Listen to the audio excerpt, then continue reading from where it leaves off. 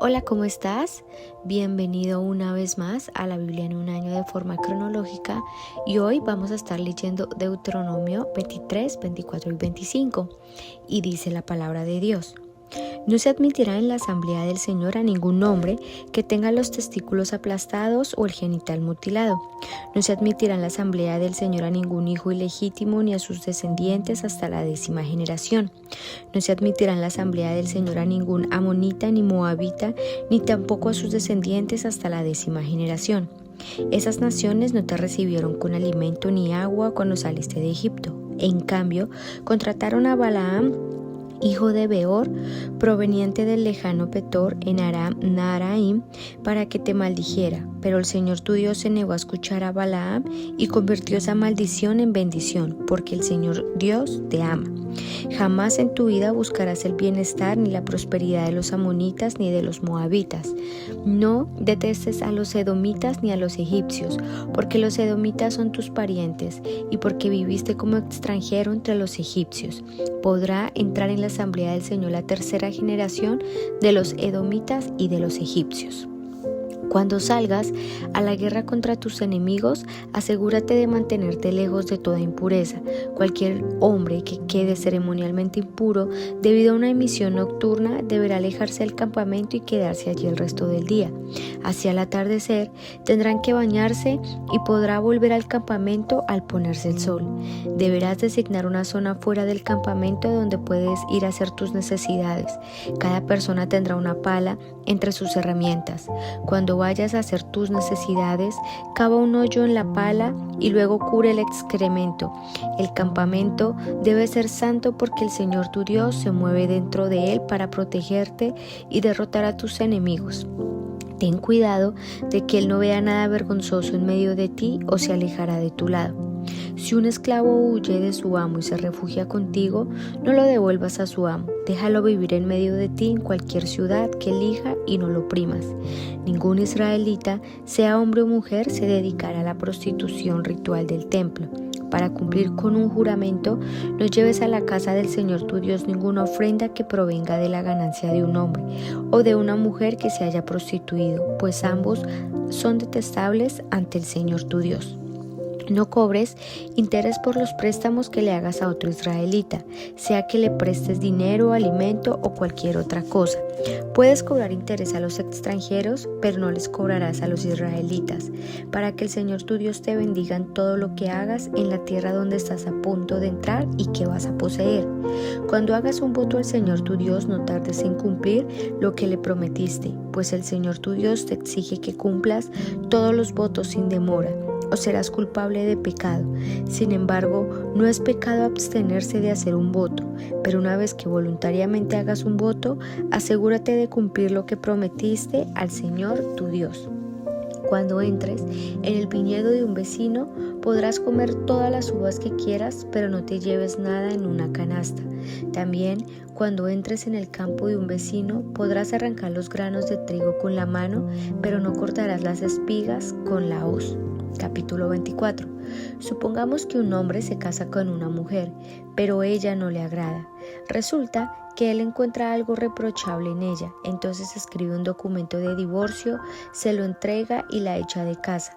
Una vez que ella abandona la casa, queda libre para volver a casarse. Sin embargo, si el segundo marido también la desprecia, escribe un documento de divorcio, se lo entrega y la echa de la casa, o si él muere, el primer marido no podrá casarse de nuevo con ella porque ha quedado impura. Sería un acto detestable a los ojos del Señor. No debes manchar la culpa con la tierra que el Señor tu Dios te da como preciada posesión. A un hombre recién casado no se le debe reclutar para el ejército ni se le debe asignar alguna otra responsabilidad oficial. Debe estar libre para pasar un año en su casa haciendo feliz a la mujer con la que se casó. Está mal tomar un conjunto de piedras de molino, ni siquiera la piedra de arriba como garantía por un préstamo que hayas hecho, porque el dueño las necesita para ganarse la vida. Si alguno secuestra a otro israelita y lo trata como esclavo o lo vende, el criminal deberá morir. De ese modo limpiarás la maldad que haya en medio de ti. En todos los casos relacionados con enfermedades graves de la piel, asegúrate de seguir las instrucciones de los sacerdotes levitas, obedece todos los mandamientos que te di. Acuérdate de lo que el Señor tu Dios le hizo a Miriam cuando saliste de Egipto. Si le prestas algo a tu vecino, no entres en su casa para tomar el objeto que tiene que darte como garantía. Debes esperar afuera hasta que él entre y te lo traiga. Si tu vecino es pobre y te da su abrigo como garantía por un préstamo, no retengas la prenda durante la noche. Devuélvela a su dueño antes de que caiga el sol para que pueda abrigarse durante la noche. Y te bendiga el Señor tu Dios y considérate justo. Jamás te aproveches de los obreros pobres y desamparados, ya sean hermanos israelitas o extranjeros que vivan en tu ciudad. Debes pagarles lo que les corresponde al final del día, antes de que caiga el sol, porque son pobres y cuentan con esa paga para vivir. De lo contrario, ellos podrían clamar al Señor en tu contra y tú serías culpable de pecado. Los padres no deben morir por los pecados de los hijos, ni los hijos deben morir por los pecados de los padres. Los que merezcan la muerte serán ejecutados por sus propios delitos. Debes actuar con justicia con los huérfanos y con los extranjeros que viven en tu tierra, y nunca aceptes la ropa de una viuda como garantía de su deuda. Recuerda siempre que fuiste esclavo en Egipto y que el Señor tu Dios te rescató de la esclavitud. Es por eso que te doy este mandato. Cuando estés juntando la cosecha y olvides un atado de grano en el campo, no regreses a buscarlo, déjalo allí para que los extranjeros, los huérfanos y las viudas, entonces el Señor tu Dios te bendecirá en todo lo que hagas. Cuando sacudas los olivos para que caigan las aceitunas, no pases por las mismas ramas 2 veces, deja que las aceitunas que quedan en los árboles para los extranjeros, los huérfanos y las viudas. Cuando coseches las uvas de tu viñedo, no repases las vides, deja los racimos que quedan para los extranjeros, los huérfanos y las viudas. Recuerda que fuiste esclavo en la tierra de Egipto, es por eso que te doy este mandato. Capítulo 25. Supongamos que 2 personas llevan un altercado ante el tribunal y los jueces declaran que uno tiene razón y que la otra está equivocada. Si a la persona que está equivocada la condenan a ser azotada, el juez deberá ordenarle que se ponga en el piso y reciba en su presencia la cantidad de azotes correspondientes al delito que cometió, pero nunca le den más de 40 azotes. Más de 40 azotes sería una humillación pública para tu hermano israelita. No le pongas bozal al buey para impedirle que coma mientras trilla el grano. Si 2 hermanos viven en una misma propiedad y uno de ellos muere sin tener un hijo varón, la viuda no podrá casarse con alguien que no sea de la familia. En cambio, el hermano de su esposo tendrá que casarse y tener relaciones con ella para cumplir con los deberes de un cuñado. El primer hijo varón que ella tenga de esa relación se le considerará hijo del hermano fallecido, para que su nombre no sea olvidado en Israel. Sin embargo, si el hombre se niega a casarse con la viuda de su hermano, ella deberá ir a la puerta de la ciudad y decirles a los ancianos allí reunidos: el hermano de mi esposo se niega a preservar el nombre de su hermano en Israel, se niega a cumplir con los deberes de un cuñado al no casarse conmigo. Entonces los ancianos de la ciudad lo llamarán y hablarán con él. Si aún así se niega y dice: no quiero casarme con ella, la viuda se acercará a él en presencia de los ancianos, le quitará la sandalia del pie y le escupirá la cara. Luego declarará: esto es lo que le pasa a un hombre que se niega a darle hijos a su hermano. A partir de entonces todo Israel se referirá a su familia como la familia del hombre al que le quitaron la sandalia. Si 2 israelitas se enredan en una pelea y la mujer de uno de ellos trata de rescatar a su marido, agarrando al otro hombre de los testículos, tendrán que cortarle la mano. No le muestren compasión.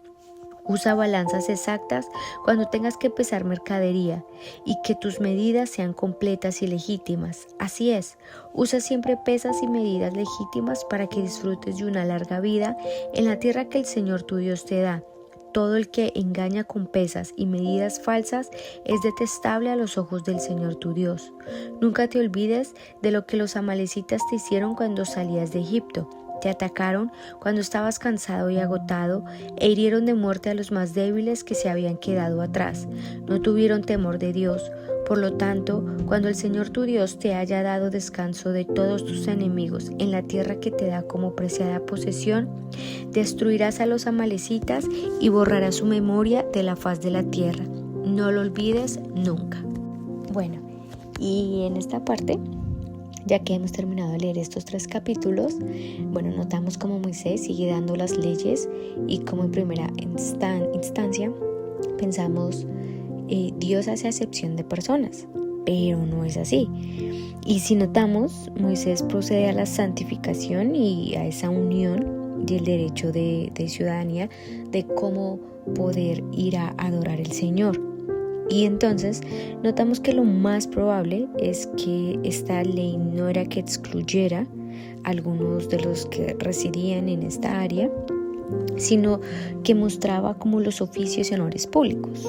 Por ejemplo, lo que no era la aceptación en el primer punto de los hijos ilegítimos, o podemos decir de los amonitas o moabitas, y en el mayor de los casos de los eunucos, que fue lo que empezamos viendo en el capítulo 23.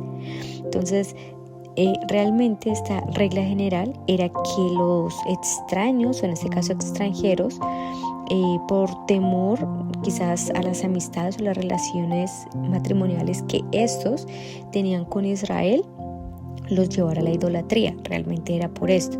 Eran esto porque no eran admitidos, sino que realmente podían ser admitidos cuando se convertían realmente a Dios y a la fe que el pueblo de Israel profesaba. Entonces, esto se describe más como una limitación, una regla general. Es decir, si alguno de las personas se casaba con alguno de estos extranjeros, que recordemos que no eran de los cananeos, sino de pueblos ya más lejanos, entonces simplemente no podían venir y ser parte del pueblo y ya no, sino que tenían que aceptar esta fe que profesaba, como lo decíamos. Entonces, en el caso, por ejemplo, de los eunucos, a ellos se les prohibía debido a que ellos, claramente, como lo dice su palabra, ellos tienen una mutilación deliberada y sabemos a qué se refiere. Entonces, esto ante Dios era una abominación y esto iba en contra de todas las leyes de Dios y en contra de lo que Dios había creado en el hombre. Entonces realmente vemos que esto no podía ser aceptable ante los ojos del Señor, ya que ellos hacían este tipo de prácticas, ya que ellos iban a servir a hogares grandes. Por eso precisamente era que ellos hacían este tipo como de abominaciones, es decir, ellos mutilaban o aplastaban su parte genital. Realmente era porque ellos estaban buscando un beneficio propio de poder servir a grandes familias o demás.